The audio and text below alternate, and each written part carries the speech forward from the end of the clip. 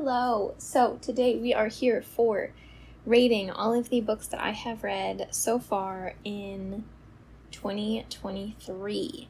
So I am going to be sticking to the first 6 months of the year just to simplify this so that at the end of the year I will have the last 6 months of the year. We are going to try to go fairly rapid fire because I think there are like 70 books or something like that. So our first book is Of Cattle and Men, and this one was so good. I think I'm gonna do 4.25 or 4.5. I have to like do these quickly so that I can't overthink it. I think I'm going to do 4.5. Okay, A Good Girl's Guide to Murder. This was cute. It's a YA thriller mystery. It was very typical YA, as in unrealistic. We're gonna go 3.5. The Chain. Very dark thriller. I liked it. We're gonna do 4 stars. Portrait of a Thief, kind of a literary heist type book, talks about colonialism a fair amount and, industrial art theft versus like heists. I'm going to do 4 stars. I thought the pacing was a little bit odd, but it was good. Fourth Wing, oh no. So I had such a good time reading Fourth Wing. Enjoyment scale, 5 out of 5 stars. Just pure fun. Writing is more like a 2.5, 3 stars, but at the same time, I don't know if you can really say that something wasn't written well when it captures you that much. So I think I'm going to do, it's either a 3.5 or a 4. I think I'm going to go 4, just because it would be unfair to give it, a mediocre rating when I enjoyed it as much as I did. Okay, Las Malas, 4.25. Loved this book. The Silent Patient. 3. Flat 3, I think. It was okay. El Túnel. 4.25. This is like a severely disturbing. It was good. El Mapa de los Anhelos. We're gonna do 3.5. Song of Solomon. Ooh. 4.5, 4.75. 4.75. All the Sinners Bleed. Ooh, is this a 5? Is this a 5? I think it's a 4.75 also. Because the more distance I've gotten from it, I do think that I maybe preferred Razorblade Tears. But they're both, like, arguably 5 stars. Hello, excuse me. The Bad Beginning, I don't really think I need to review this, but we're gonna give it 4. Sure. Stravagantia. Middle grade fantasy in Spanish.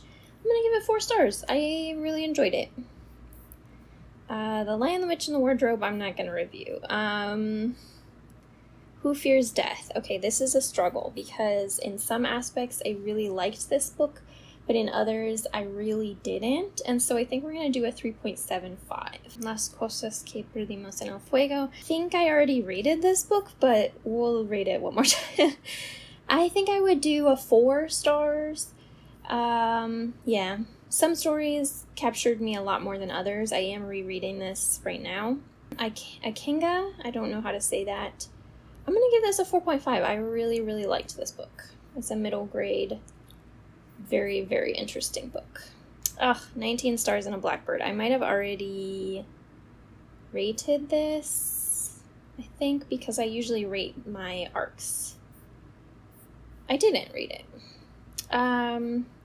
I am going to say a 3.5 because I didn't dislike the experience of reading it. It's not that I disliked the book, but compared to what I was hoping for based on Tender as the Flesh, it was not good.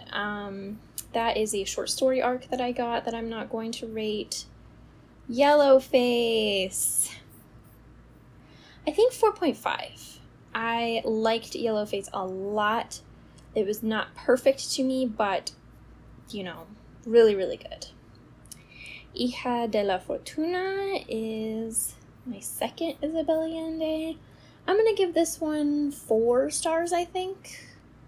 It was pretty good. It could be like a 3.5, but I think 4. Carrie Soto is back in Spanish. We're going to do a 4.25, I think. The vibe is right. It's giving 4.25 stars vibes.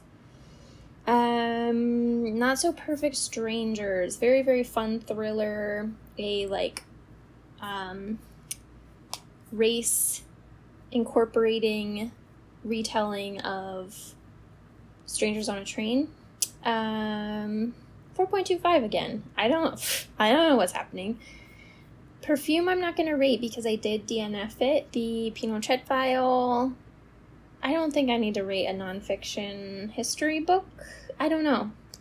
The Golden Frog Games, 4 stars. Didn't like it as well as the first one, which I think was a 5 stars for me, but still greatly enjoyed. Highly recommend. Rojo is a Spanish audiobook about vampires. We're going to go for a 3.5. Yours for the Taking. So this one I did review and rate 3.75. Loved this book in many ways, but the pacing again was quite strange, which I think is where the rating came from. Could be a 4 stars though. Earthlings, we're gonna do a 4 stars. Yeah, this is a picture book that is originally in French, has been translated into Spanish and English and some other things. I'm going to do a 3.5 stars because the art is beautiful. It's a graphic novel, not a picture book. But the story is kind of meh. This Spanish audiobook I really disliked. I'm going to give it 2 stars because I liked the concept, and I think that the science education aspect of it could be really good for kids, but it was really sexist. So The Center is another arc that I read, so I did rate that already 4 stars. La Flor y la Muerte is one of my favorite YA, like older YA books that I have read in Spanish. I think I'm going to give it 4.25. I am looking forward to continuing this series. Highly Suspicious and Unfairly Cute. A YA romance, very out of my normal element, but I'm going to give it 4.5 stars because it was really good. Like, it's not my genre, so it wasn't like my favorite book that I read or anything, but I still enjoyed it without it being my genre, which is very impressive. La ridicula idea de no volver a verte is a book about Marie Curie, and it was really good. I'm going to do 4 stars. Boy Parts, another like weird arc thing. It was being re-released in the US, so 3.5 is kind of harsh, but I did feel like it had some unfulfilled potential. So, I could see it being a 4, but 3.5 is also fine. La Casa de los Espíritus. Is this a 5 star? I think it has to be a 5 star. I just think it does. I think I loved it too much. Small Worlds was a 4.5. It could be a 4.75. I might need to change this to a 4.75. Okay, Cursed Bread is by the author of one of my favorite books of all time, The Water Cure. And I loved this book, actually. I really haven't seen anybody talk about it, but it's very weird, very, pointless, but atmospheric. And, yeah, I thought it was a very interesting book. 4.5. La Cara Norte del Corazón. Another one that I really, really enjoyed, probably 4.25, the B Word. This is like a 3.5. I didn't love it. I just think that I didn't really get it. I don't know. Playing in the Dark is like an essay collection. I will rate it. I'll give it 5 stars because it was great. It's very, very short, so it feels like rating like a pamphlet to some extent, but yeah. Like a Mule Bringing Ice Cream to the Sun. Very, very fun book to read. Very emotional in both a funny way and a sad way. I'll give it 4 stars. I DNF'd Priory of the Orange Tree, but I did make it like 17 hours into the audiobook, so that's why I counted it, but obviously not going to rate it. Behind Her Lives. This was a very entertaining thriller, not anything groundbreaking. I'll give it 3.75. Tell me I'm worthless. Whew. I don't know how to rate this book. I'm going to say 4.25. Very, very thought-provoking book. Okay, the Tea Dragon books, I think they're all going to be 5 stars. Like, how could they not be? Lágrimas en la lluvia, a sci-fi book in Spanish that I definitely need to reread because I didn't understand it super well. But I'm going to say 4 stars because I really liked the themes, and it was super entertaining. Secret History of Black Punk is a local artist who made this mini magazine, basically, talking about the history of music. It was so cool. 5 stars. Definitely order it if it's of any interest to you whatsoever. And Sin Filtros was so sad because I had such high hopes for this book. It was pretty much like a flat 3 stars for me. Amazing LGBTQ plus representation, but the story was just not that good, and the character work for the main character was not good. Like, for the other characters, it was actually pretty good, but I just didn't like the main character. So anyway, 2 parts true, 1 part murder was a fun little mystery type book. I am going to give it 3.5 stars because I enjoyed it and I thought that the characters were really well done, but the ending was so abrupt. Like, it just pretty much ended and like everything was resolved super fast, and yeah, but I would read more from the author because I think, that has the potential to be only an issue with 1 book. You Just Need to Lose Weight and 19 Other Myths About Fat People by Aubrey Gordon. One of my favorite podcasters of all time, actually probably my favorite podcaster of all time. And yeah, great book. Highly recommend both of her books. Things We Lost in the Fire Again. I already rated it in Spanish. Todo Esto Te Daré is another thriller in Spanish, or like mystery. I think this one would also be a 4.5. Very good. Really enjoy that author. Okay, my Otessa Moshfegh moment. So she's not like my favorite author or anything, but I did enjoy reading these books, and I would say I would give My Year of Rest and Relaxation 4.25. I'm going to give Eileen 4, I think. And I think that Death in Her Hands is going to be like a 3, maybe a 2.75. I think a 2.75.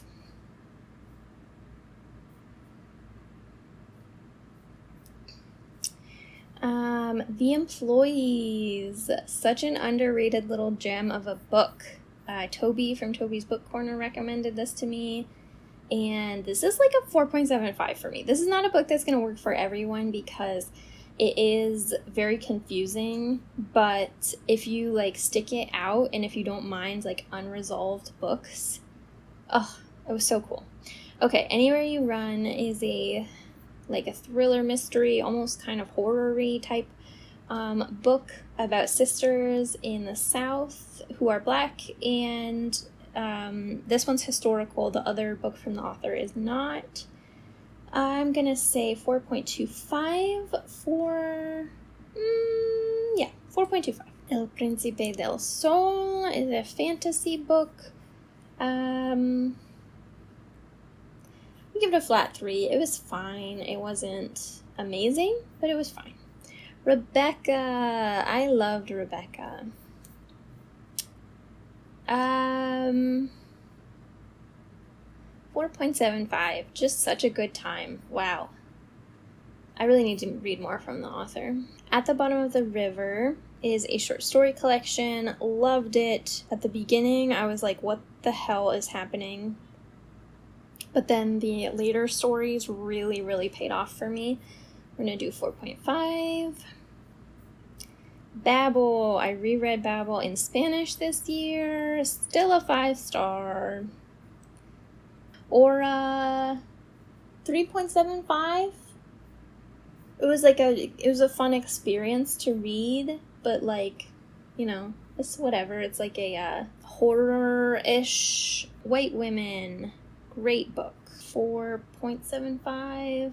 El Linaje Perdido is a fantasy book. This one, the characters kind of annoyed me a lot in, so we're going to go 3.75 because I love this series. It's very fun, but this one I definitely had the least fun reading. This Accident of Being Lost is a collection by an author that I absolutely love.